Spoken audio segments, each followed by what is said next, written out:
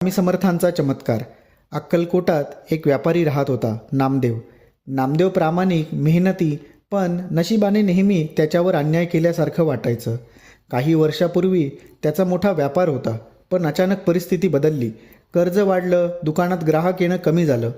घरातल्या लोकांनीही त्याच्यावर शंका घेणं सुरू केलं. काहीतरी चुकीच्या मार्गाने तो जातोय का, असं त्यांना वाटायचं. नामदेव खूप ताणात होता. एका रात्री त्याने ठरवलं, सगळं संपलं, आता मी जगू शकत नाही. पण सकाळी त्याच्या कानावर एक वाक्य पडलं, स्वामी समर्थांकडे जा, ते सर्व संकट दूर करतात. तो ताबडतोब अक्कलकोटला गेला. स्वामींच्या दरबारात शेकडो लोक होते. स्वामी समाधीस्थ बसले होते. नामदेवने नम्रपणे नमस्कार केला आणि त्याच्या डोळ्यातून अश्रू ओघळू लागले.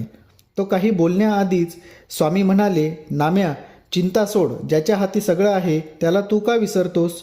तू प्रामाणिक आहेस. तुझ्या